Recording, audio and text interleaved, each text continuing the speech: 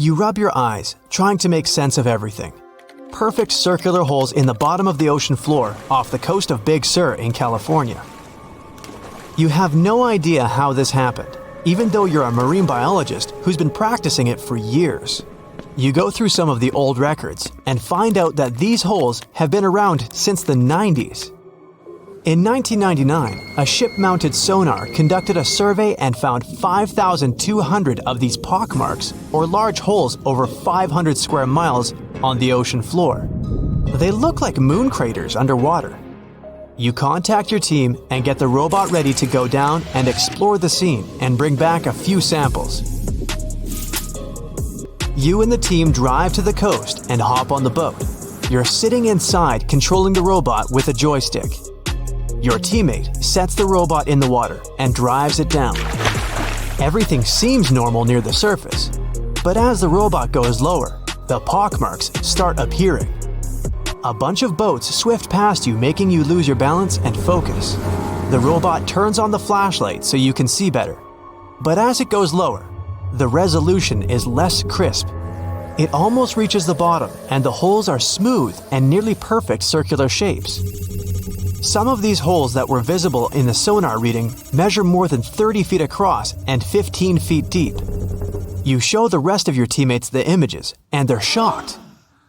The robot continues swimming, but there appear to be more holes all around. Many of them are too small for the scanner to capture from above. These microdepressions are steep and have sort of tails going in a certain direction. It's possible that the currents underwater played a role in their shape. Everywhere the robot swims, there are new holes all around. After a couple of hours, the robot goes back to the boat with some samples. You take them back to the lab and study them. The robot clearly captures images of human trash, but the samples don't indicate anything alarming for now. Despite the fact that 1/3 of the pockets are filled with trash, there's still no explanation of how they were formed. It's late at night and the rest of your team heads back home. You're passing out in the lab, still trying to find some answers. You wake up the next day, and while cooking breakfast, you get this idea that maybe these holes are gases venting out, which could be harmful to marine life. You quickly get the robot and sail out to the ocean once more. This time, you didn't even think about calling your teammates. You place the robot in the water and get behind the screen to control it. The robot descends to the bottom of the ocean and does a survey. So far, the holes still seem to be covered with trash. But some of the holes have marine life dwelling inside, like fish and seaweed. After much scanning, it doesn't look like they're producing any bubbles, which means there aren't any gases venting out, but you're determined to find them. After a while, you reach one of those large pockmarks, and the robot starts scanning around. You find some bubbles coming from a source, but the robot can't reach it. It swims around trying to find a spot, but nothing. You bring the robot back to the lab and work on it. You attach some mechanical arms on it that can lift things and move them. You bring the robot back down to the same spot, but the bubbles aren't as frequent as before. You use the arms to move some of the trash and find out that the bubbles are being produced by a group of crabs chilling next to a pile of plastic. Bingo! The bad news is, you still don't have a clue why the microdepressions and pockmarks exist. As you try to control the robot to go back to the surface, an octopus wraps its tentacles around it, pulling the robot down. You struggle with the controls and push it to maximum power, but the suctions of the octopus are too strong to break off. It's a game of tug-of-war with the octopus and your robot. It takes the robot under a pile of trash, thinking it's lunch. But you use the arms to maneuver the robot out and swim back to the surface. You go back to the lab even more confused. The robot has collected more samples for you to study. Your eye is glued to your microscope, trying to figure out what's going on, but nothing. You decide to do a carbon dating test to determine how old these holes are. After a while, you check out the results and are even more stunned than before. They show that the holes are around 400,000 years old, so it's likely that human trash wasn't the cause for all this. You pull many all-nighters trying to figure out the truth. You gather your team once more and hold a small press conference about this. You claim that this may be something we should be extremely worried about, but you still can't tell them more than what you know. With all the brain work put together, you find out that the large pockmarks haven't changed or been active for more than 50,000 years. The newer holes were most likely created by human trash settling in the bottom of the ocean floor. The marine life gathered some of this trash like plastics and discarded fishing gear and created homes for themselves. This is why around 4,500 of the holes are newer and have trash in them. But it still doesn't answer why the holes appeared in the first place. You're back to square one. The only way to see what's really going on is to clear up the trash from underwater and study them. The story makes headlines in the local community and catches the attention of a cleanup crew. You organize a trip to the ocean and begin the extraction of all the trash. Many cleanup boats arrive and everyone drops down a net to collect the trash. You send down the robot once more to make sure the nets are hitting the right spot. As most of the trash is being collected, many marine life animals scramble and try to find a way to escape. Everyone makes sure not to hurt them. After a couple of weeks, all the holes are cleared up from the trash. You do another sonar scan from the surface and can see the holes clearer than before. But you still don't have an answer for this. You do some more research trying to see if any other holes appeared around the world. On the other side of the country is a mysterious blue hole off of Florida's Gulf Coast. You catch the nearest flight to Florida and make an appointment with the scientist in charge of the expedition. Blue holes are underwater sinkholes that open below the seabed. Just like on the surface, the underwater world also has sinkholes. This one is called the Green Banana and is 150 feet below, and the hole is 435 feet deep. You dive with some special gear with the rest of the team to a barren ocean floor, and the hole is right there in front of you, looking like an oasis in the desert. You and the rest of the scientists are surprised by the diverse marine life dwelling within. Some sea turtles swim past you, and even sharks. These ones don't harm humans. Halfway through, you reach a narrow path, which makes it difficult for humans to pass through. But everyone is careful. There are corals, sponges, mollusks around the corner. You collect some samples and go back to the lab. Blue holes in general are richer in nutrients than barren lands and host plenty of unique marine life. They're quite common and don't pose any sort of threat to anyone. After making the connections, you don't think the holes off the coast of California have anything to do with blue holes. The mystery goes on. This tourist destination has the highest entrance price of all. It could cost you your life.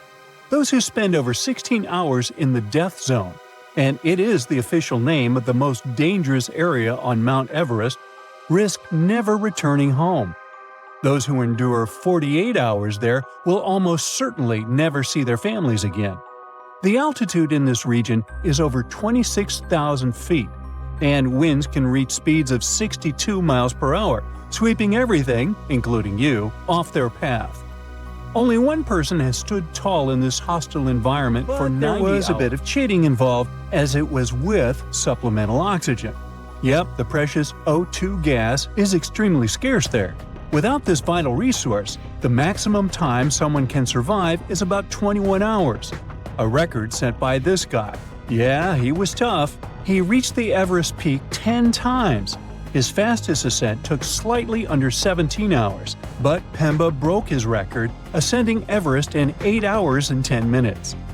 However, these accomplishments are not feats for the average Joe. These record holders have, in a sense, won a genetic lottery. Both are Nepalese Sherpas, hence the names. Sherpas are native to the mountains and have evolved a natural resistance to high-altitude living. Despite the undeniable dangers, people seem unwilling to stop visiting the death zone. Since the establishment of climbing records, over 300 people have lost their lives there. Last year alone, 18 people perished, and as of July 2024, the death zone has claimed 8 lives. Now, as creepy as it may sound, the death zone on Mount Everest resembles a graveyard. The challenge lies in that of recovering a body from this perilous location costs families a fortune. Oxygen alone, which is necessary to descend a body, can amount to as much as 20 grand. This may seem far-fetched, but the operation requires 12 people, each needing an oxygen cylinder that costs around $400. So, do the math. And it's not just the oxygen. Imagine the other expenses summed up. Still, it's not only the money. The retrieval process is fraught with danger for those tasked with it, causing many private companies to decline such requests. Recently, authorities managed to recover 4 bodies and a skeleton from the treacherous area.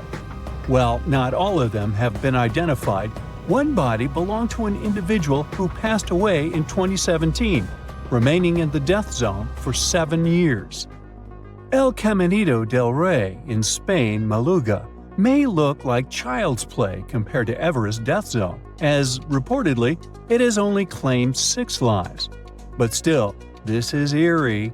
Imagine you're standing on an old piece of wood some people dare to call a walkway that seems to be about to fall apart. You can't really move freely on it as it's just 3 feet wide, and if you look down, you'll see nothing but a river 330 feet below you. You may want to sarcastically call it an engineering wonder, but in reality, it really is. Look, it seems like this walkway was glued to the side of a cliff. The tools and technique used to build it were quite rudimentary and unsafe, which is not surprising. The pathway is over a century old. If you're wondering how it was built without any machinery we have today, let me explain. The poor builders just hung off the side of the mountain using ropes. It's obvious no one wanted to work on that project, so prisoners who had received the death penalty were invited to participate. In exchange, they could get a reduction in their sentences, if they made it out alive, of course. Now, originally the walkway was built to connect workers at the hydroelectric power plants by some local waterfalls. You know, just a little bridge to help them cross while transporting materials and keeping things in check at the channel. The construction kicked off in 1901 and wrapped up by 1905. The walkway was famously crossed by King Alfonso XIII in 1921 during the inauguration of a dam. This pathway has seen some rough times by the early 2000s and was partly closed for over a decade. 4 years of renovations and €9 million later, it burst back onto the scene in 2015. It has gained a reputation as the world's most dangerous walkway due to a couple of tragic accidents in the late 90s. Now, you can stroll along a 1.8-mile path that hugs the edge of the gorge. Hey, remember I told you this Caminito only took 6 lives? Forget it. Nobody knows how much it really was. Alright, the next cliff destination may seem totally safe at first glance, but it's all about a very particular activity performed there. It's definitely not as high up in the sky as El Caminito del Rey, only soaring 89 feet, but this cliff is meant to jump from, and people actually do that. Now, if you were to take a watermelon and give it a dramatic drop into the water below, you'd end up with a spectacular crimson splash of watermelon juice, looking like a crime scene. It would plummet at a wild speed of 53 miles per hour, and it begs the question, can a human handle that kind of dive? Spoiler alert, absolutely. Welcome to Red Bull cliff diving, where brave athletes take the plunge from heights equivalent to an 8-story building. But before you think about trying this for kicks, let me tell you, it takes serious fitness to pull it off. The better your shape is, the better your dive, but it's also all about your peepers. Your eyes become your ultimate navigation system as you make that fearless leap. Fearless? The impact is no joke. If you dare to jump, you'll feel around 5 G-force on impact. For comparison, when you're on a commercial flight, even during the craziest turbulence, you rarely feel more than 1.3 G-force. But when you dive from a cliff, your heart's working overtime, and that 5 G-force can leave you lightheaded in no time. Your brain starts to feel a bit oxygen-starved, and before you know it, you could black out in a few seconds. All that blood suddenly rushes to your head, your face puffs up, and your lower eyelids practically cover your eyes. This phenomenon is called red out, because all you see is a bright glow through those squeezed-shut eyelids. Yeah, that sounds like fun. Now, unlike all those cliffs, this place is pretty accessible, and is popular among freedivers for having little current, which is good when you go in depth. However, despite all those seemingly nice aspects of the Blue Hole in Egypt, this place has taken around 200 lives in recent years.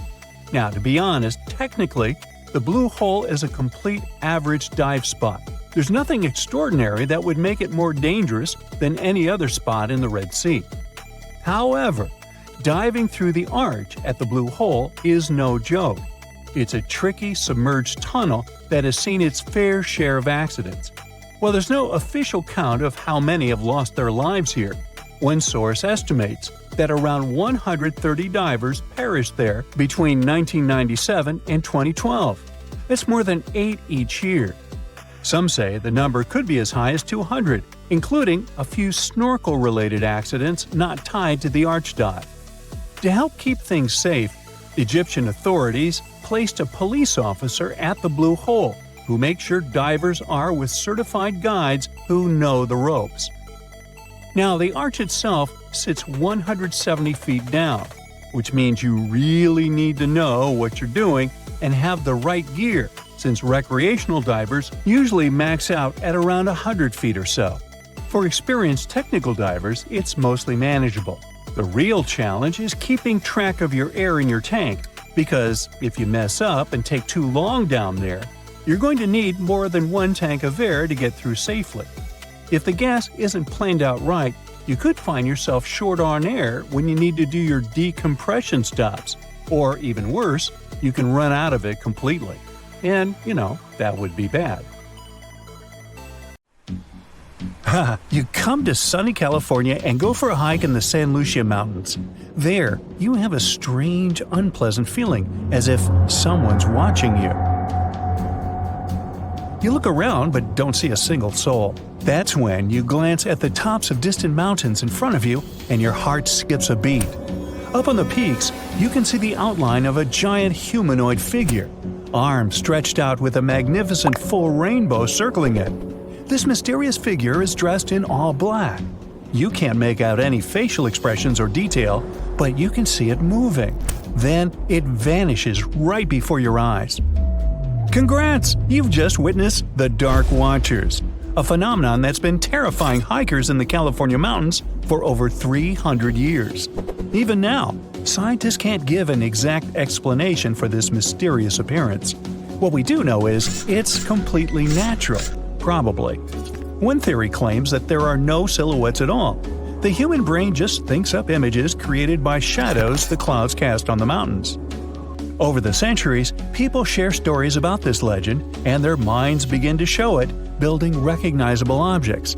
The same can happen to you, like when you see the contours of a human face on a burnt piece of toast or the shape of a dog in a passing cloud. The most accepted scientific explanation is what's called a Bakken specter. It's when sunlight gets bent by drops of fog or clouds. That explains the rainbow surrounding these figures. As for the shadow, it's only your own being stretched and projected on the mountains before you. After all, these figures usually show up when the sun is behind the witness. Natural or not, the vanishing mysterious figures scared the wits out of you. So we head to Antarctica. Snow, ice, and more blinding sun. Yep, it's a desert too. The light is almost blinding. You squint and off in the distance, you see something red sticking out from all the surrounding endless white. As you get closer, you realize it's a waterfall, an ominous red cascade flowing from the glacier. Splashes fly in all directions and stain the white snow. Don't worry, these so-called blood falls are nothing of the sort. Millions of years ago, hey, I wasn't around then, a glacier formed over a pond and blocked access to sunlight, heat, and oxygen. Then the pond managed to break through the glacier with a little trickle of water. When such salty waters with high levels of iron meets oxygen, it creates that scarlet rust color. This is the only waterfall of its kind in the world. As soon as you come to the Namib Desert, you immediately notice something very strange. Sprinkled among the dry grasslands are almost perfect circles of dirt where nothing grows. These massive polka dots are called fairy circles, and, you guessed it, nobody really knows what causes them. The likely culprit is termites eating the grass around their underground colony. That could also explain the circle's differing sizes. The bugs continue to eat as the colony expands outwards, but they stop before they encroach on a neighboring colony. Well, that's neighborly. The patches where you do see grass show a sort of boundary separating different termite populations. So goes the theory. Heading down to Australia's Lake Hillier. Your eyes don't deceive you. Yes, that lake is bubblegum pink and is perfectly safe to swim in. The giant pink puddle is a salt lake, and it's not the only one of its kind in the world. Salt lakes are pink because of a kind of algae and other microorganisms living in them. They produce a red pigment to protect themselves from the sun. What's unique about Lake Hillier, though, is the water is still pink even if you scoop it up into a glass, and it remains bright pink all year round. The same can't be said about other pink lakes. Southeast Asia. You see a tree that looks as if someone poured paint all over it. But the rainbow eucalyptus was painted by nature. Its unusual bark changes colors over time, like a kaleidoscope. It starts off as a bright green shade, then red, orange, purple, and finally brown. Then the colorful cycle starts again. Blood rain looks more terrifying than any horror movie, but in reality, there's nothing strange or unnatural about this weather phenomenon. People have known about such scarlet-tinted rains since the times of ancient Rome. Sometimes, powerful winds lift red dust into the atmosphere and carry it far, far away, to another galaxy. In the end, this dust gets mixed with clouds, which colors the rain. By the way, dust from coal mines can make the rain black. Pollen is responsible for yellow rains, and some other kinds of dust can turn rainwater white. Back in 2009, people in Ishikawa, Japan saw a kind of rain no one's ever seen before. It was raining tadpoles. The first reason was that the wind that day was so strong, it lifted and carried all those tadpoles away in no time. The second possible reason was that big birds such as gulls just dropped them while they were flying to their nests. Some scientists believe these creatures were hauled off the ground by a waterspout and rained down later. By the way, that day people found not only tadpoles, but also frogs and fish instead of puddles. And yep, it can be raining worms too. Some people claim they've seen snake rains. Yikes! And instead of common raindrops, people have watched translucent jelly-like blobs falling down from the skies. Now, Australian spiders are notorious, and to frighten people, they've even learned how to rain. Spider rains are a pretty common thing in Australia because of ballooning. They climb up trees, then spin strands of silk, and that's why the wind can carry them away. Usually people don't notice it, but when it's wet, hundreds of spiders climb up to more desirable places. People say that when it rains or snows, it's possible to see spiders literally drift down on those webs as if they were balloons. If you ever travel to the Mekong River, you'll probably have a chance to see glowing balls rising up from the water and beelining straight into the air. The locals call these the Naga fireballs. Sizes may vary, so these reddish balls can be as tiny as a cherry and as large as a watermelon. During the night, you can see dozens and sometimes even thousands of fireballs. Scientists don't have any solid explanation why it happens, but it's probably flammable gas released by the marshy environment. Still, a local superstition claims it's all because of a giant serpent living in the Mekong. Now, shelf clouds look like something from a sci-fi movie. They form when warm and moist air gets caught in a thunderstorm updraft. These ominous clouds most often mean a storm is coming. Breathtaking rainbow clouds appear on top of cotton-like puffy clouds after thunderstorms. The puffy clouds are low-altitude ones. When the water vapor they contain condenses, the resulting droplets act like prisms. This forms multicolored caps over the clouds. Morning glory clouds are extremely rare. They look like massive tubes stretching across the sky. Most researchers agree that these clouds appear when an updraft squeezes through the cloud. This creates the signature rolling appearance. The cool air at the back of the cloud makes it sink downward. The best, but not the only place to see morning glory is Australia's Gulf of Carpentaria. If you decide to travel there to see these clouds, choose a period from late September or October to early November. Huge white lumps over your head are called mammatus clouds. They make you believe the sky is falling. Most clouds form when air rises in the atmosphere, but not mammatus ones. They appear when moist and cool air goes down and mixes with dry air. The result? Unique puffed rice clouds. By the way, if you spot this phenomenon, bad weather is just around the corner. Whoa, mama! If you get to the bottom of the Caribbean just off the coast of Cuba, you'll see circular columns, paved floors, symmetrical stone structures. That's what the Cuban underwater city looks like. Why was a large city abandoned? Lots of people believe the ruins once belonged to a long-forgotten civilization. But scientists have their doubts. They claim the lost city is nothing but a natural phenomenon that appeared about 5 million years ago. Such disc and donut structures often occur around the areas of the seafloor where natural gases break free.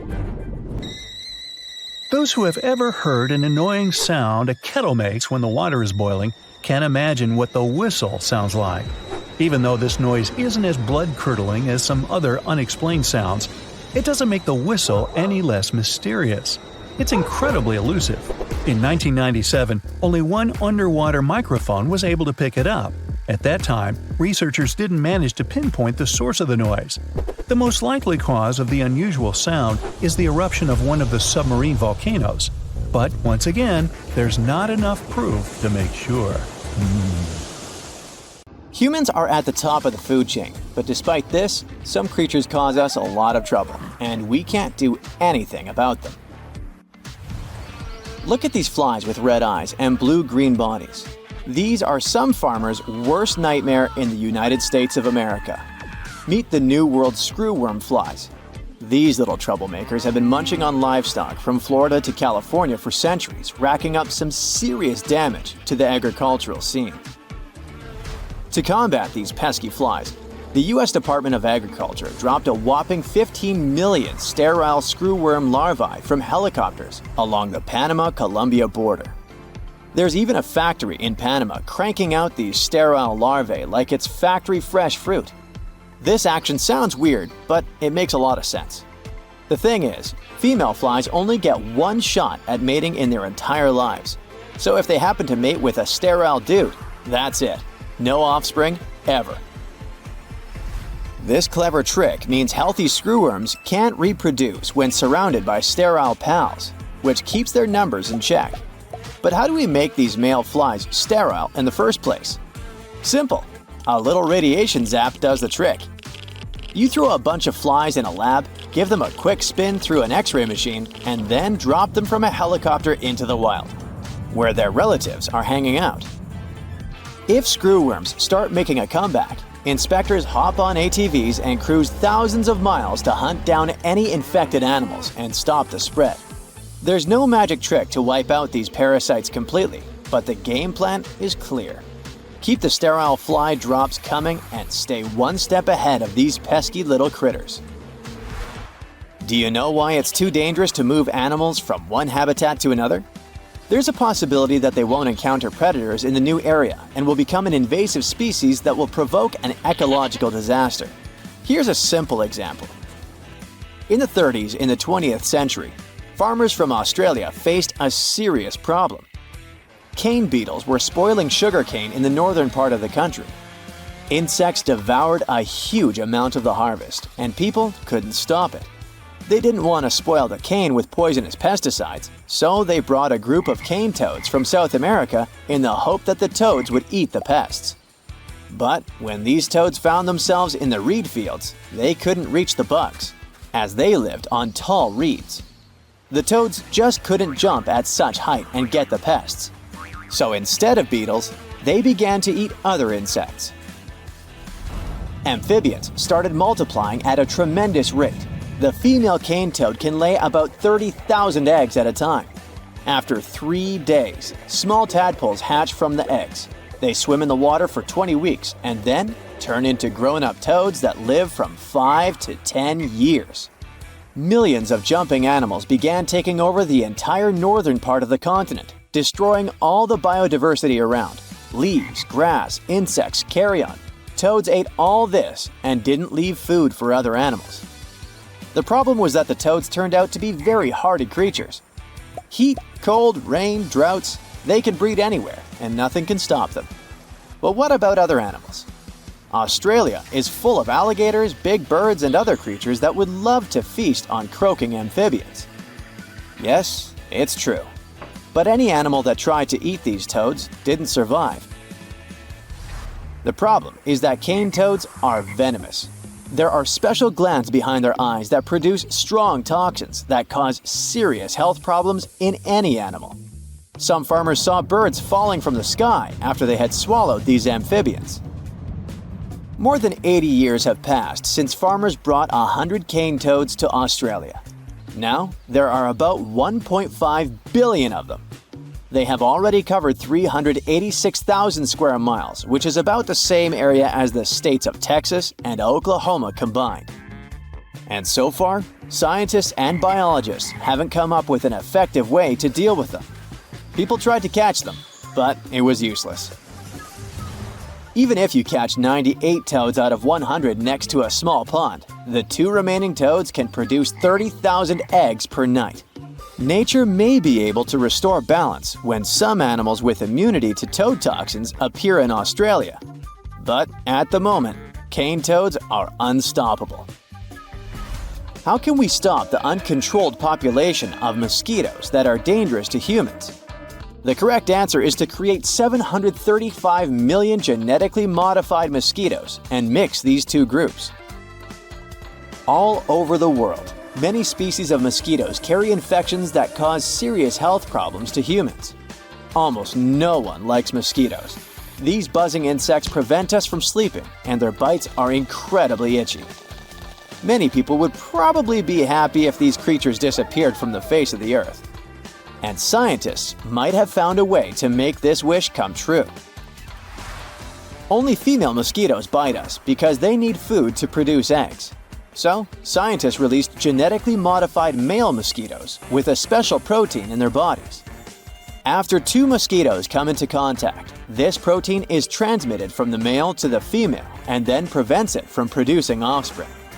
All this happens before the age when females begin to bite.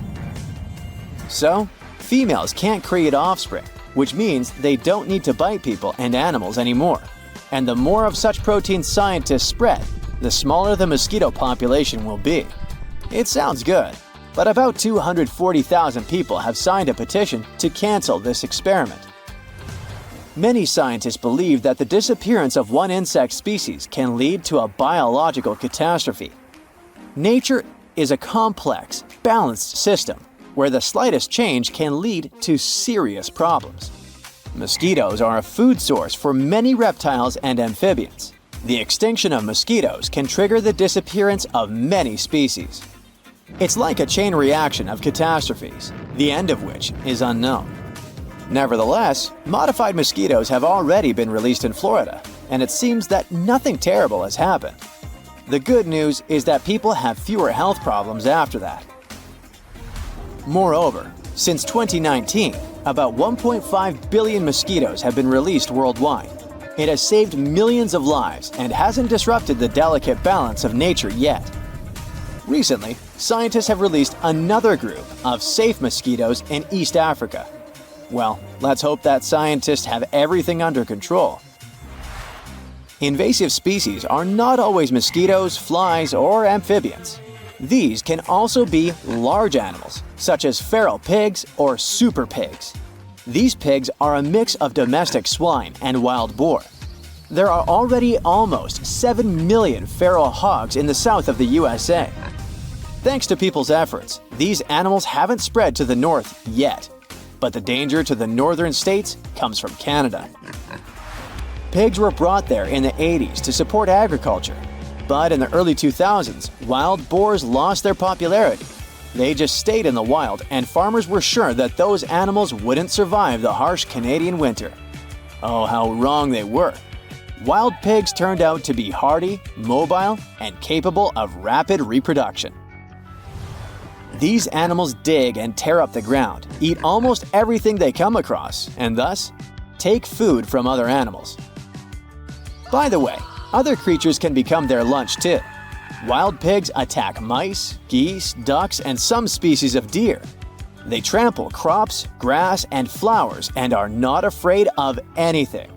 They're like natural bulldozers. Any farm is in danger of extinction if it's in the path of thousands of super pigs. And people can't do anything with them. The northern states understand that an invasion is imminent, so they're preparing for a long battle.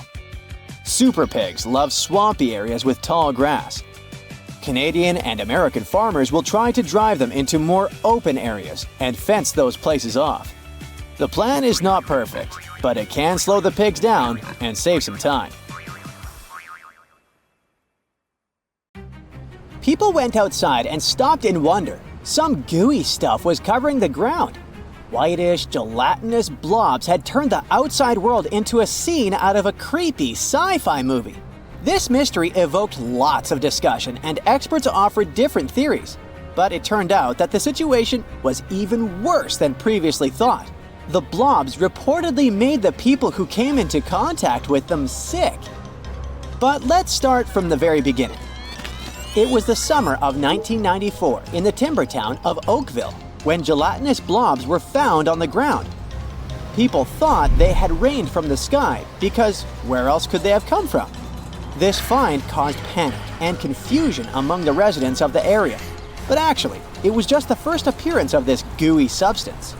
Flecks of goo, which were actually smaller than a grain of rice, fell down from the sky several times. The volume was very high, and when they accumulated on the ground and shed roofs, they became visible. Around 10 days after the first occurrence, a newspaper wrote an article about the blobs. Other than that, there seemed to be no other confirmed and official reports about this mysterious substance. Until a National Weather Service employee in the area got a call from an unidentified man in August. The man claimed that some hot, metallic particles falling from the sky had burned holes in his kid's trampoline. Apparently, it was time to examine the Oakville blobs. A hospital reportedly looked at them under a microscope and made a terrifying discovery. The researchers stated that the substance contained human white cells. This encouraged some people to suppose that the blobs were probably concentrated fluid waste from an airplane toilet. This theory was debunked after a spokesperson of the Federal Aviation Administration explained that toilet fluids were usually dyed blue, which gave them the nickname blue ice. Another theory trying to explain the Oakville blobs suggested they had something to do with jellyfish. Some experts agreed that this idea was plausible. Something the size of portions of jellyfish could have been pulled up into the atmosphere and moved to another location during a storm. After all, raining animals is nothing new, but we'll speak about that later.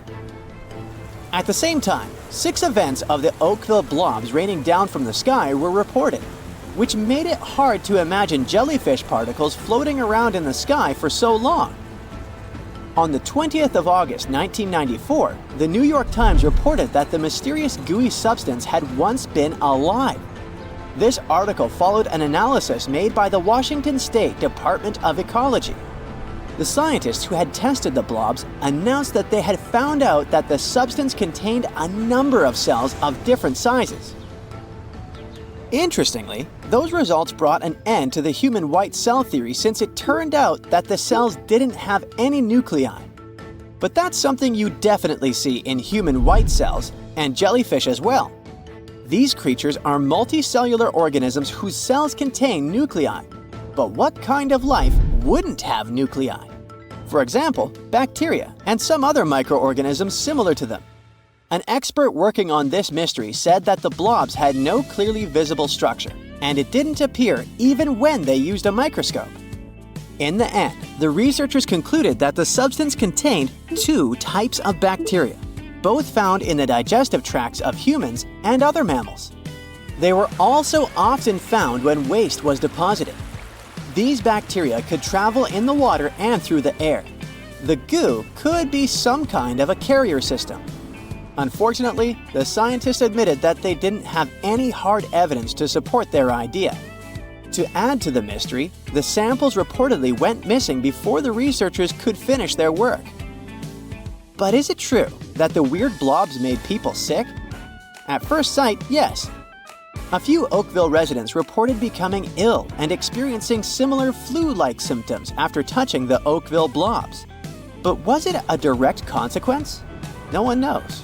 Experts admit that the cases of illness could have been a coincidence, which makes the incident even more intriguing.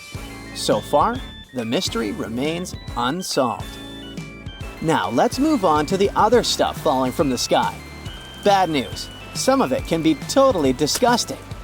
Like worms falling from the sky in China and wiggling on people's cars. Some people thought it was an animal rain, while others were not convinced. They stated that the video was fake since the worms were only on vehicles but not on the ground. Others were sure worm rains were a totally normal thing in March. Ugh, luckily not where I live. But the most shocking thing?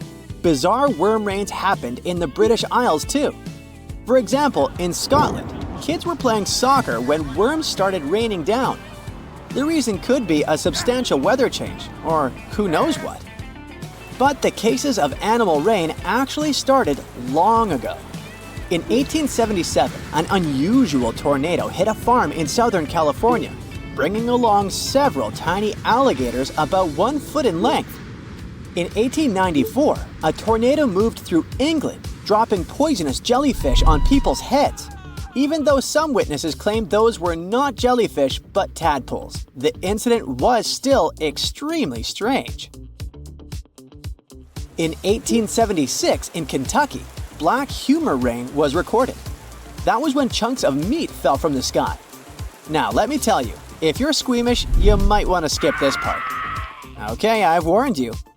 Locals claimed the meat tasted like mutton, but later, researchers discovered that buzzards flying over the area must have felt unwell and regurgitated their meal right in the air. Ew, told ya.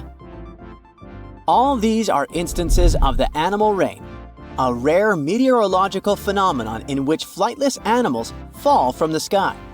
Such cases have been reported throughout history, starting from 1794, when French soldiers saw toads fall to the ground during heavy rain near the French city of Lille.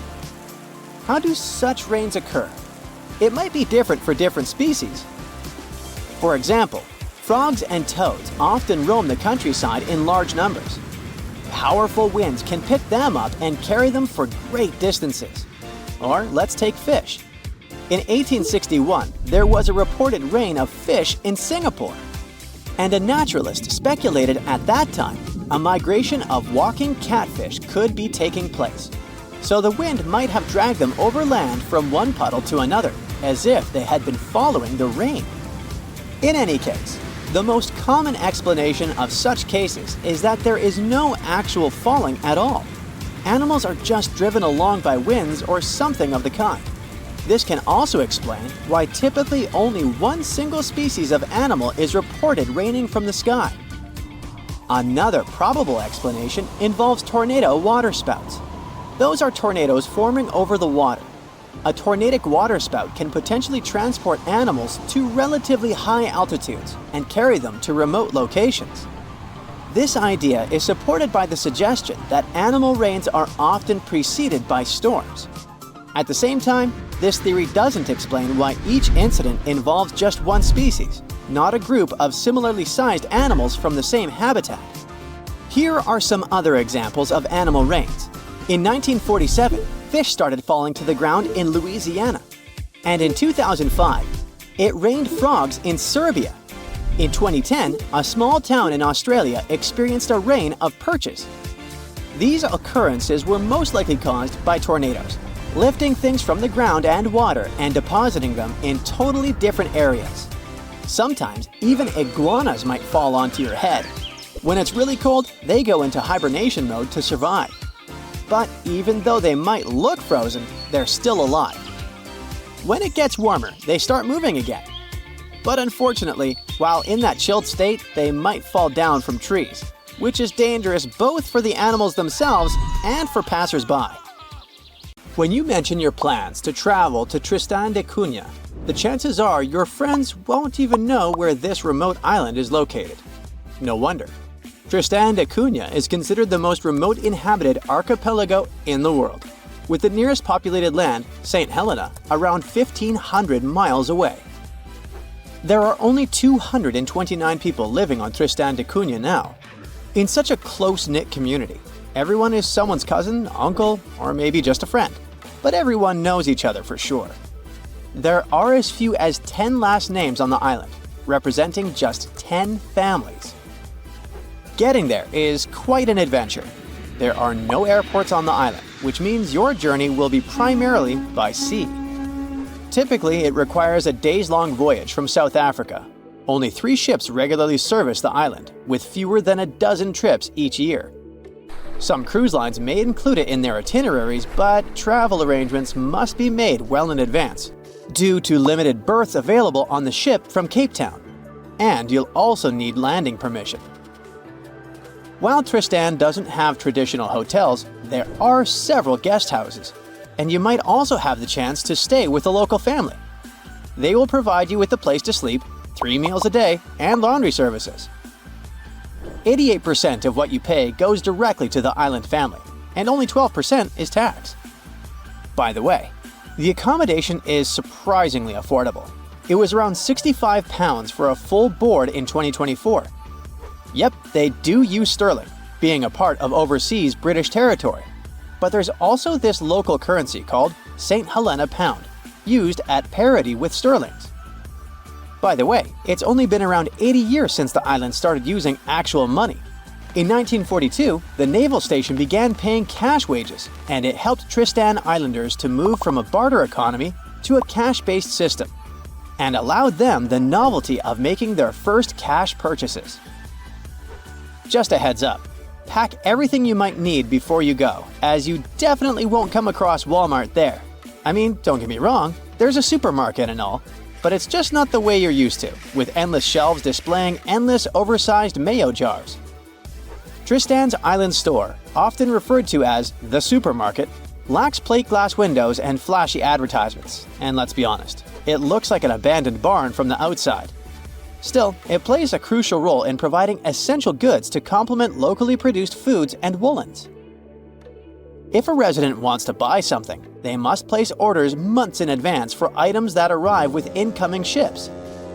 The store operates Monday through Friday.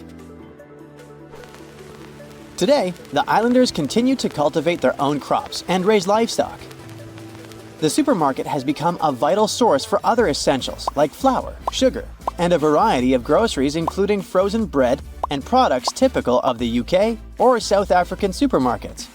And even though the island's economy relies heavily on fishing, especially rock lobsters, islanders are largely self-sufficient. Let's move to another destination that's super hard to reach, but this time it's a level up in difficulty. I'm talking about the notorious Hypoxia City, the place with the smallest amount of oxygen on the planet. Sure thing, it's a nickname. The real name is La Rinconada. This place is located in Peru. Getting there means climbing over 16,000 feet up into the mountains. And what did you expect from the highest city on Earth? Despite its hard-to-reach location, it houses way more people than Tristan da Cunha, between 30,000 and 50,000. And while the island in the middle of nowhere looks idyllic, the Peruvian city of La Rinconada has very different looks. The urban layout features predominantly low-rise residences, where essential services are limited. La Rinconada is without a reliable supply of running water and lacks a sewage system. The community does not have a waste collection service, which forces residents to either burn or bury their garbage. Moreover, up until the early 2000s, La Rinconada did not have access to electricity. Most things, including the most essential foods, must be brought here from outside. Despite originally being a minor city, right now it has a wider range of activities to make your living. Some people are busy with trading, food, clothes, you name it. Others provide services, and some people even open public restrooms. Architectural-wise, La Rinconada has very little to offer. The pattern is quite predictable. huts made from corrugated metal that are unstable and rusting. The choice of materials is dictated by practicality. These metal sheets are the lightest and easiest for miners to transport to the glacier. Unfortunately, the homes lack proper insulation, leaving residents shivering in the cold even though they have access to wool from local sheep, which is an excellent insulator. Sturdier rock homes exist but are rare, typically inhabited by wealthier miners. While the architecture might not be particularly captivating, the vistas certainly are. In nearly every spot in La Rinconada, a glance upward reveals La Bella Durmiente, or Sleeping Beauty, a massive glacier towering over the town. Getting to La Rinconada is very hard. First, you'll need to fly into Alejandro Velasco Astete International Airport in Cusco, Peru. Once you're in Cusco, you can catch a train or a bus to Puno, which is right by Lake Titicaca. Here's where it gets a bit tricky. The only way to really get up to La Rinconada is by hitchhiking or finding a ride into the mountains. There might be some buses, but they don't run on a set schedule. If you're up for it, you can rent a car, but be warned, the roads can be pretty rough and tricky to navigate. So a little extra caution goes a long way on this adventure. Unlike Tristan da Cunha, where they adopted cashback in the 1940s, La Rinconada doesn't rely much on it. The economy of this place is based mainly on gold mines. The mines are unguarded, unregulated, and often dangerous. Miners work for 30 days under a cachorreo system, where on the 31st day, they're allowed to take as much ore from the mine as they can carry as a form of payment. La Rinconada has no bank, but it has many storefront fund transfer agencies, which miners use to wire money to their families. Still, they never know how much they're gonna send. Our next destination is Svalbard, a place that might seem unwelcoming due to its climate. But locals embrace everyone with open arms. No visa is required if you want to visit or even work there. Located near the top of the world, Svalbard offers a unique and remote charm. The capital, Longyearbyen, is home to a fascinatingly diverse community, with over 50 nationalities represented among its 2,400 residents. You might even spot a polar bear wandering into town on occasion. The living space is compact. There's just one grocery store, and the streets are numbered instead of named, adding to the town's distinctive feel. Longyearbyen also boasts a university center with around 300 students. Interestingly, every student must learn to use firearms for safety in the surrounding wilderness.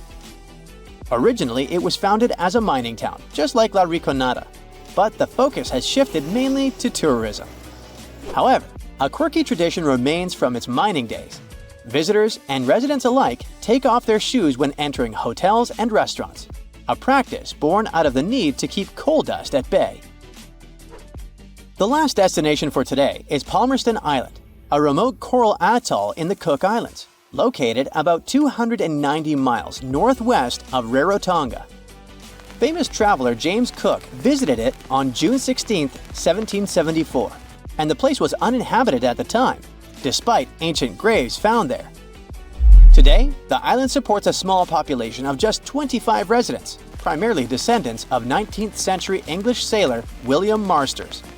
Marsters arrived in 1863 with 2 Polynesian wives and later added a third. He fathered 23 children. Fishing is the mainstay of the local economy, resembling subsistence living due to the island's isolation. Modern amenities and communication services are available. Although there's no airport, cargo ships visit periodically. It was June 1928 when Mr. Keller almost lost his life in a terrifying natural disaster. He was outside with his family when he noticed an umbrella-shaped cloud that seemed to be approaching them. It gave him a sense of foreboding. A tornado was probably forming there. Indeed, in no time, 3 huge funnel clouds were dashing their way. After rushing his family into the storm cellar, Keller decided to have another look, and what he saw both terrified and mesmerized him. The twister was directly overhead, but inside the swirling cloud, everything was eerily still. The man could feel a strong, grassy smell. He had trouble breathing. He looked up and saw a circular opening right overhead. It was around 50 to 100 feet across and around half a mile high. Keller could clearly see the walls of the rotating cloud. Constant bursts of lightning zigzagged from side to side non-stop, illuminating this horror movie scene. The man could also see many smaller tornadoes forming and breaking free. A deafening, hissing noise was overwhelming. And the next moment, the tornado skipped over Keller's house and smashed the home of his neighbors. Mr. Keller wasn't the only person to see the tornado from the inside and live to tell the tale. But other survivors didn't end up as unscathed. It seemed to be a regular day when Chris Tuving from Dallas, Texas got to the Little Caesars in 2019. They had run out of pizzas, so he decided to wait. Well, it was a grave mistake. A powerful tornado hit the shopping mall where he was staying and pulled him out of the building. Chris managed to find a support column and held on for dear life.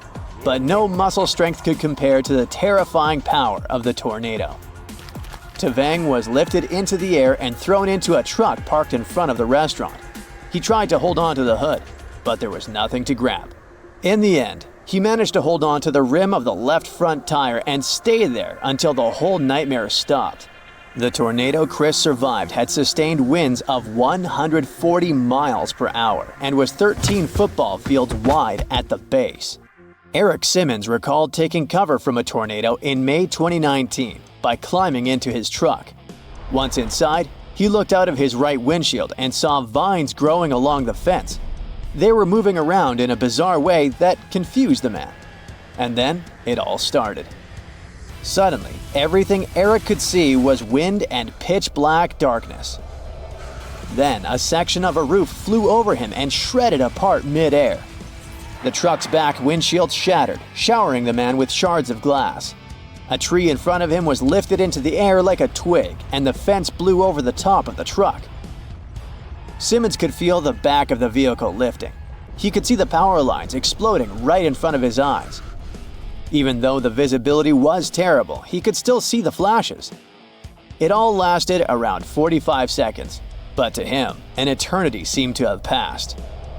When the coast grew clear, Eric got out of the car, but he could barely walk after the shock he had lived through. He couldn't speak. It was one of the most horrifying and traumatic experiences of his life. According to the man, the real reason why he was so terrified was because he had no training, no warning, and no defense against whatever was coming. Later, he found out that the tornado had almost taken his life at a speed of 86 to 110 miles per hour and was around 75 to 100 yards across. A tornado is a rotating column of air that touches the ground. Sometimes it's connected to the base of a thunderstorm. The wind speeds inside tornadoes can top hundreds of miles an hour. No wonder they have enormously devastating potential, picking up objects, unrooting trees, destroying buildings, you name it. The problem with escaping a tornado is that it's not always easy to see. The wind, however severe it is invisible. The first sign of an approaching tornado might be the infamous rumble resembling the noise a moving freight train produces. There are also some other sounds indicating that a tornado is coming, but the human ear can't perceive those. When you spot that classic tornado cone, it means it has already developed a condensation funnel made of water, dust, and debris. The most destructive tornadoes are born from rotating thunderstorms, called supercells. Luckily, those are something meteorologists can actually notice because such storms have a well-defined appearance on radars. Experts believe that the difference in the temperature of such a storm can determine how likely a tornado is to form. And still, there's a lot we don't know about this process. For example, the question about why and where tornadoes are most likely to appear remains unanswered. The strength of tornadoes is measured with the enhanced Fujita scale.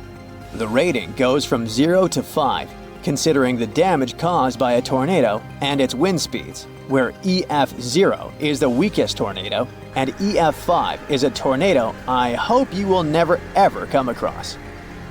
The EF scale rounds off at wind speeds of 318 miles per hour, with strong frame houses being lifted off foundations and carried long distances to be eventually broken into pieces. Cars fly through the air for more than 328 feet away, and steel-reinforced structures are left badly damaged. Despite this terrifying power and ferocity of tornadoes, authorities report that even the worst of them have a 99% survival rate. But it doesn't mean that you shouldn't take all possible precautions to avoid ending up inside one. Stay away from doors and windows. Move to an interior room if possible, and use pillows, blankets, and mattresses to protect yourself from flying debris. If stranded outside during a tornado, crawl into a ditch and cover yourself, protecting the head. Now there's another twister that is as scary as a tornado, but this one forms in the water. Whirlpools appear when fast-flowing water crashes into an obstacle or another current.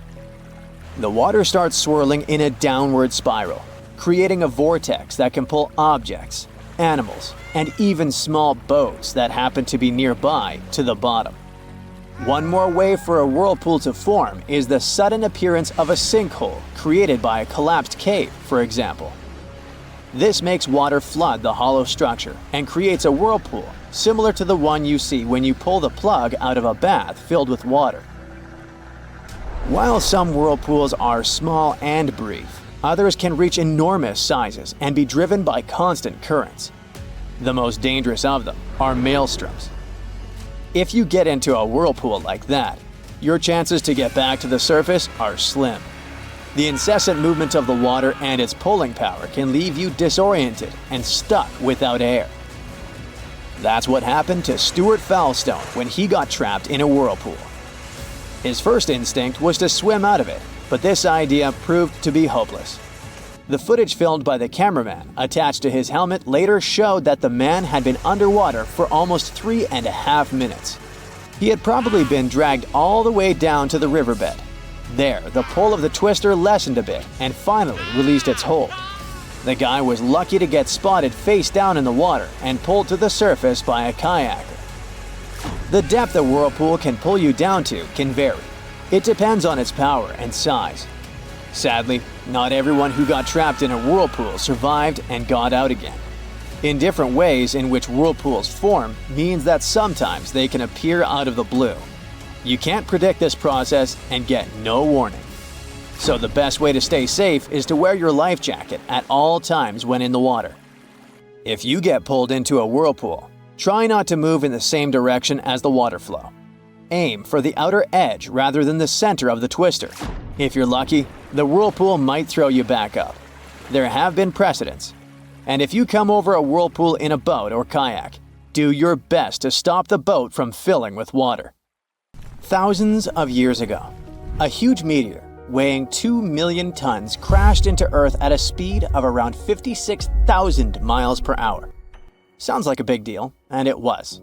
It actually created Lonar Lake in Maharashtra. When you see it from above, it might look like any other lake, but the sand there is magnetic, and it makes compasses go haywire. First off, it's a soda lake. Nah, it's not filled with Coke. It's just another name for an alkaline lake. The pH levels there vary from 9 to 12, whereas humans enjoy ranges from 6.5 to 8.5. So it's not really advisable to bathe there, not to mention to drink such water. There's a little round dip about 2,300 feet away from the main lake, which folks think was made by a piece of the main meteor. Near this lake, there's a Hanuman temple that has an idol carved from rock, and it's said to have some pretty strong magnetic vibes. Also, local farmers are draining water from Ambar Lake. Sometimes people refer to this lake as Chota Lonar, which means Little Lonar. This nearly perfect oval is one of only 2 natural craters in the world made entirely from basalt, a dark, finely textured volcanic rock. The water there is 7 times saltier than ocean water, and sometimes the lake can turn pink due to particular bacteria. Whenever you open up a tap to fill a glass of water, water goes from top to bottom because gravity, duh. It's hard to imagine it acting the other way around, but turns out there are many waterfalls that can defy gravity and go in the opposite direction. That's called a reverse waterfall. and it happens when super strong winds whip through a waterfall, pushing the water back up. It's especially common for those windy fall and winter months. You usually need winds of at least 46 miles per hour to see this cool trick in action. It's actually not as rare as one may think, and you can find these wild reverse waterfalls all over the globe, from Australia to India, Japan, the UK, and the US. In Australia, in areas like Sydney, the Central Coast, and Royal National Park, winds around 43 miles per hour have been known to turn waterfalls upside down. Yep, it's all about the wind going this fast. Please put aside all those weird myths about Australia being in the southern hemisphere, like the one about the water in the toilet flushing in the opposite direction. This is nothing but an urban myth. In India, near Mumbai, and in places like Sandan Valley and Amboli Hills, waterfalls get blown upward during the monsoon. And if you're ever in the Faroe Islands, you can witness this unique phenomenon happen regularly due to the region's geography and fierce winds from the North Atlantic. Magnetic Hill in Ladakh, India, is a fascinating spot, sitting at about 14,000 feet high, right along the Srinagar-Leh Highway, just 16 miles from Leh City. It's known for a quirky gravitational trick where parked cars mysteriously roll uphill when left in neutral, defying logic and catching the attention of visitors from all over. Locals have their own myths, viewing it as a path between heaven and earth. You'll want to stop by between June and September when the weather is just right and the optical illusion effect is at its peak, typically from 8 a.m. to 5 p.m. In Brazil, there's this street called Rua do Amendoim that seems to defy the laws of physics, leaving many puzzled as they walk or drive down it. Locals affectionately call it Peanut Street, and there's never a shortage of parking spots. That's mainly because if a car is parked without the emergency brake, it starts to roll uphill all on its own, picking up speed as it goes. People have all sorts of wild theories about why this happens. Some say the hill is haunted, while others think there's a huge iron ore deposit beneath it pulling cars up like a magnet. But believe it or not, the truth is that this strange occurrence is just an optical illusion. The street looks steep, but it actually has a slight dip. So, while it seems like cars are rolling uphill, they're really just going downhill. Still, that hasn't stopped folks from filming countless videos of this quirky sight. Located on the beautiful Black Sea coast, Ureki is a chill beach resort town known for its unique magnetic sands that are all about health and wellness. These sands have been getting attention for their healing powers since the 1800s, helping people tackle various health issues. Ureki's magnetic sand is packed with minerals like magnetite and quartz. It's got an unusual magnetic content of about 23%, making its magnetic field way stronger than that of regular sand. The Hessdalen Lights are mysterious glowing orbs seen in a 7-mile stretch of the Hessdalen Valley in central Norway. These lights have been popping up since at least the 1930s and can be spotted both day and night. They usually shine in bright white, yellow, or red and can hover, move quickly, or sway gently. Their appearances can last from a few seconds to over an hour. Though there were many sightings, especially between 1981 and 1984, the frequency has gone down to about 10 to 20 a year as of 2010. Various groups, like Project Hessdalen, have tried investigating these lights since 1983, using methods ranging from field studies to scientific research. As for what these lights actually are, no one really knows for sure. Some sightings have been explained away as things like car headlights or astronomical objects. One theory suggests they might come from a chemical reaction involving airborne dust from local mines. Another idea is that they could be clusters of particles interacting in a specific way due to the area's geology. Some researchers have even proposed that the lights might be a result of piezoelectricity due to certain rock types in the valley. Other theories include complex interactions between electromagnetic waves and dust, which could explain the light's unique shapes and colors. Saharan dust, which once even made its way to parts of the UK and left a red layer on cars, is full of naturally magnetic materials. On September 7, 2023, some folks noticed their cars were covered in reddish flecks because of the dust blown from the Sahara. A video making the rounds on Facebook showed someone using a magnet to lift the dust off their car. One commenter even got pretty heated, saying, "If you want to know what fell down last night, just grab a magnet and check this out," insisting it was metal, not sand. Naturally, this sparked chatter about how the dust's magnetic properties could be linked to chemtrails. But guess what? Experts are clear that magnetism is actually normal for Saharan dust. According to Professor Barbara Marr from the Center for Environmental Magnetism and Paleomagnetism at Lancaster University, the dust carries a mix of particles from the African ground and some air pollution as it heads to Europe and the UK. The red color is due to hematite, a weakly magnetic mineral. Sure, the dust can pick up some human-made magnetic particles along the way, but scientists say those are usually way less abundant than the naturally occurring ones. The whole chemtrails idea, which suggests planes are intentionally spraying harmful substances, is based on conspiracy theories that have been thoroughly debunked. In short, the presence of magnetic particles in Saharan dust, like that of hematite giving its reddish tint, doesn't back up the chemtrail theory at all. Not having the internet in 2024 seems sorta abnormal, right? When we talk about internet access, it primarily comes down to wired connections, mobile networks, and satellites. Fiber optic cables connect most of the world, except Antarctica, and many small islands. Mobile networks are also widespread. Even in remote areas like the Sahara, you might find patchy access. For people in rural spots, satellite internet is often the best bet, even if it's slower. Still, there are a few truly isolated spots left. Deep caves like Georgia's Krubera Cave are internet-free due to their depth. And under the ocean, signals struggle to get through, making internet access poor or non-existent. There's a mysterious island that appears and disappears like magic. Just like Schrödinger's cat, this Schrödinger's island exists and doesn't exist at the same time. Officially, it's called Sandy Island, and it once appeared in maps, but it was never there in real life. Australian scientists decided to solve the mystery once and for all by embarking on an adventure to find this elusive archipelago. But when they reached the coordinates, all they found was endless blue waves. It's like the island was playing a game of hide-and-seek with them. This story goes back to 1876. A whaling ship was crossing the area and reported an island. Whoever saw it said it was over 15 miles long north to south and around 3 miles wide, about the size of Manhattan, so not so tiny at all.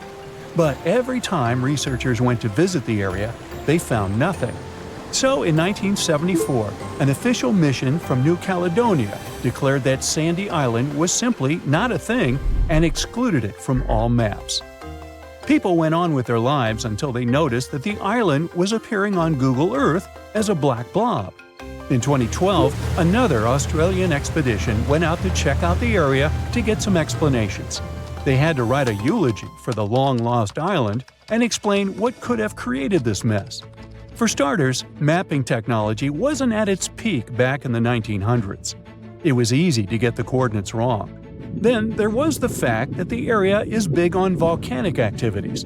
It's likely that volcanic lava cooled down and created a raft of some kind. Let's say that the whaling ship went by, saw the volcanic raft, and thought it was land from a distance. But hey, it's just a guess.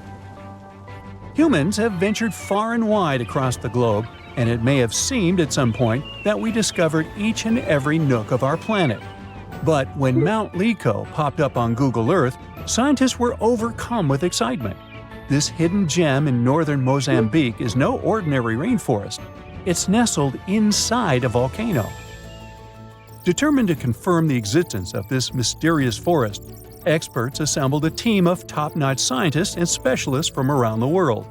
The journey to Mount Lico was no walk in the park, with a daunting vertical rock climb standing between them and the forest. But after 6 years of planning and preparation, they were ready for the challenge. Once they got there, they saw it was even better than they imagined. The place was like a perfectly tended garden. The forest sounded unique and different from other rainforests. There were some insanely huge caterpillars that looked dangerous. and they even found ancient pots and evidence of an untouched human ecosystem. Ooh. Terra incognita means unknown land, and one of the largest unknown territories being uncovered today is the land beneath Antarctica's ice sheets. Below the snowy surface, there is an entirely new world of canyons, waterways, and lakes, which are now being mapped. One can't help but wonder, is there really liquid water below Antarctica's frozen surface? Yep. Water can exist without freezing due to pressure. The liquid water is the result of Earth's warm interior, and that's how we get things such as Lake Vostok. Now, you can't see it, but Lake Vostok is right here. Located in East Antarctica, it lies beneath 2.5 miles of thick ice. This huge lake is about 4,800 square miles. Humans could only discover it with the help of some top-notch technologies like seismic soundings and ice-penetrating radars. According to these scientists, it's likely that the lake has been there for up to 15 million years. Bhutan is on the map for, among other things, being the happiest country in all of Asia. But it kept a hidden gem for all these years, one of the world's tallest unclimbed mountains, Kunkar Pansum. Bhutan is enmeshed in the glorious Himalayan mountains. That's why the climbing community was beyond excited when they discovered an untouched mountain. Imagine being the first person to climb an unexplored peak. That would probably guarantee you a spot in the Guinness World Records for sure. The mountain has been untouched because of a Bhutanese law. For locals, the mountain peak is a sacred site, shrouded in mystery and legends. One of their beliefs is that the sacredness of climbing a mountain lies not in reaching its peak, but in truly communing with the mountain and enjoying the process. We got to admit, that is a bit of a newsflash for Westerners. If you're ever in the state of New York, make sure you check out the Aglo General Store. You'll have to drive somewhere around the Catskills to find a beautiful, grand, big nothing. Aglo is one of America's most famous paper towns, aka a fake town. But this case is different from Sandy Island. Aglo Town never existed, and it wasn't a mistake. You see, there's an old copyright practice amongst map makers. They add in paper towns so they can know when someone is simply copy-pasting their work. What they didn't expect is that this would get completely out of hand. Some say that one day a guy picked up a map at a gas station that had Aglo Town marked in it. The person decided to open a store over there and named it Aglo General Store. Some say the guy who opened the store faced a lawsuit from the map makers. Anyways, it only lasted enough years to become a national joke. Americans drove from all over the U.S. to get a picture of the town's fake welcome sign. And then we've got Bermeja Island, located in the Gulf of Mexico. This funky island appeared on many maps of the 16th and 17th centuries. It was probably drawn by Spanish explorers. Sure, the exact location varied from map to map, and its name sometimes appeared as Bermeja, but its existence was certain enough. The Bermeja Island was last seen in a 1921 Mexican map, and then, poof, it dropped out of the horizon altogether. People started talking and wondering, did the island sink? Was it destroyed? In 2009, 3 official investigations happened to search for the island. They used high-tech technologies to scour the Mexican seabed, but Bermeja was nowhere. Researchers had multiple guesses on what it could be. Let's delve on one of these ideas. The idea was probably made up by old-day explorers to mislead their enemies in search of land and gold. Well, that seems plausible. Now, let's take a look at Rio de Janeiro. Once, the city was filled with informal territories. These places are known as slums or favelas. They're like mini-cities inside the big city. Some favelas are known to be underprivileged territories, where dwellers don't get the same urban perks as other citizens, such as the sewage system and garbage pickups. These slums grew so quickly that the government didn't have time to keep track of their developments. So today, it's usually the dwellers themselves that name the streets and make do with whatever they have at their disposal. One of the biggest slums in Brazil is located in Rio de Janeiro, the so-called Hacienda, and it was only recognized as a neighborhood by the local government in the 1990s. Our own ocean floor is less mapped than Venus, Mars, and the Moon. In fact, 95% of our oceans are unexplored. Strange, right? We do have the available technology, which is mainly sonar soundings, sending wave sounds to the ocean bed and registering what they hear back. One of the main advantages of mapping the seabed more thoroughly would be to get more insight to marine hazards such as earthquakes, tsunamis, and volcanic eruptions. Plus, there are so many unidentified marine life. This could give us a great insight into preservation and discovering the true dynamics of our marine ecosystems. At the end of December 2021, an underwater volcano with a rather exotic name, Hunga Tonga, woke up after several years of sleeping. It did that with so much energy and strength that people heard the eruption from over 100 miles away. Then it went back to sleep. But a couple of weeks later, it woke up again with a force 7 times greater than the first time. It broke the island above it in 2 parts. The lightning storm that started because of the eruption was the most intense in recorded history. The sound waves from the eruption traveled around the planet several times. Someone even heard a loud boom from it in Alaska. And it started the first known mega tsunami since ancient times. This tsunami took the lives of 2 people as far as Peru and caused trouble for 2 fishermen in California. But that's not all. This eruption could change the weather patterns on Earth for years. You may see the first proof in the summer of 2024, which is forecast to become much wetter than usual. Scientists believe the eruption was caused by gas building up to a critical point. Different minerals, including anhydrite quartz and sulfides, were building up for several months until they blocked the flow paths and sealed the gas within Hunga Tonga. Normally, when a volcano erupts, the fumes cause a temporary cooling effect on Earth's surface. But Hunga Tonga's eruption was different. It didn't produce much fumes, but released a massive amount of water vapor, roughly equal to 60,000 Olympic swimming pools. The intense heat of the eruption turned huge amounts of seawater into steam, which then blasted high into the atmosphere. All that water vapor ended up in the stratosphere, a layer of the atmosphere that's too dry to form clouds or rain. Scientists don't have any observations of volcanic eruptions like Hunga Tonga to predict its effects on our weather patterns. They can't tell exactly how long these effects might last either. This is because the only way to measure stratospheric water vapor is with satellites, which have only been around since 1979, and there hasn't been an eruption similar to Hunga Tonga in that time. Experts from different countries started analyzing satellite data right after the Hunga Tonga eruption. They wanted to find out how long water vapor would stay in the stratosphere, where it would go, and, most importantly, what this would mean for the planet. The first big result of the eruption, at least partially, was a huge hole in the stratosphere that was hanging on for several months in 2023. By the time it appeared, the water vapor had reached the polar stratosphere over Antarctica. In the following years, there wouldn't be enough water vapor left to enlarge this hole. It looks like Hunga Tonga will have just a minimal effect on global average temperatures. But there are some surprising, lasting regional impacts. One of the scientific models forecasts colder and wetter winters for northern Australia until about 2029. In North America, it predicts warmer winters, and Scandinavia could have even colder winters. This is just one study though, and one approach to understanding how the eruption of Hunga Tonga can change our weather. We do have at least one example from history when a volcano eruption changed the world. Over 2 centuries ago, in 1815, Mount Tambora erupted and caused the year without a summer. In the following year, the winter was unusually cold and wet weather across Europe and North America. A recent study confirms that 1816 wouldn't have been this cold without the volcanic eruption.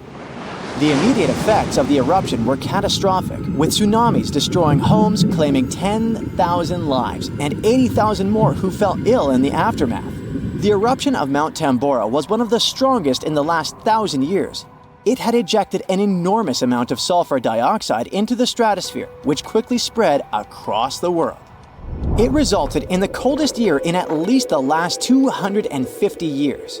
In May, Frost wiped out most of the crops in New York, Massachusetts, New Hampshire, and Vermont.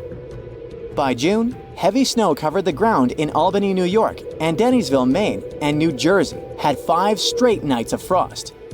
The cold continued into late summer, which should have been the harvest season.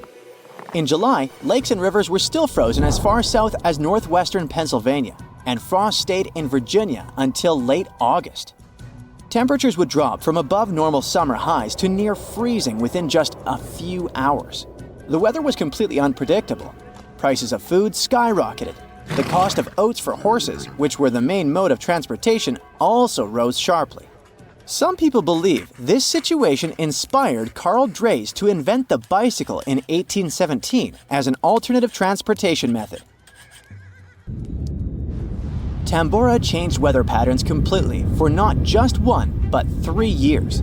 The whole planet got colder, and as crops failed, probably at least 1 million people starved. Scientists don't have solid evidence of volcano eruptions that have taken more lives than Tambora. But the Krakatoa eruption in Indonesia in 1883 is far more famous than Tambora because information about it spread worldwide via telegrams and photos. Its final blast was the loudest recorded sound in history, and people could hear it on 10% of the entire Earth's surface. The eruption started a tsunami with waves about half as tall as the Statue of Liberty. Still, it was less powerful than Tambora's eruption.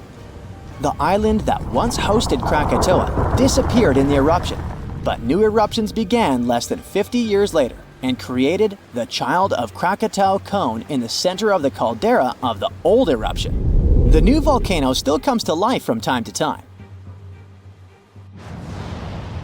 Mount Vesuvius's eruption, which took down Pompeii, is one of the most well-known volcanic disasters in history.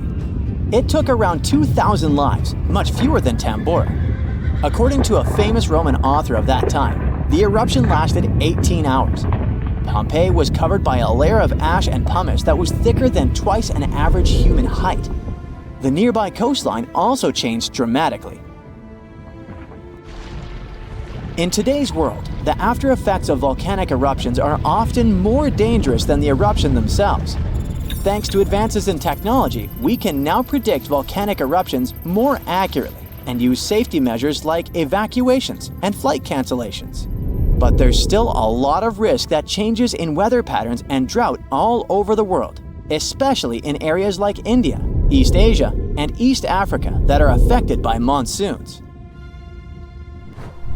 Volcano eruptions can also have effects you wouldn't probably expect, like the evolution of dinosaurs.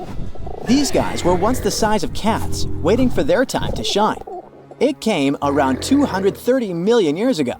This time is known as the Carnian pluvial episode. Before it, Pangaea was a dry and arid supercontinent.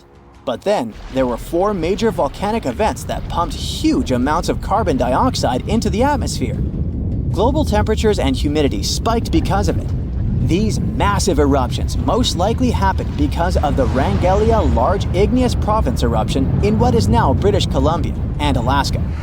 This prolonged volcanic activity created the right conditions for dinosaurs to blossom and diversify, and also for the rise of other groups, like modern conifers, ferns, crocodiles, turtles, insects, and early mammals. With higher temperatures and more rainfall, terrestrial plants have evolved, and humidity-loving ones have become dominant. Without those changes in the world, we could have a completely different natural history. There's some solid proof that volcanic activity has really changed the weather patterns back then. Scientists have found layers in the Earth's core that show different types of carbon. It means there were 4 massive releases of carbon dioxide into the atmosphere. The data on mercury and carbon together shows that the spike in mercury levels was thanks to a major volcanic event that affected the global carbon cycle and not just local eruptions.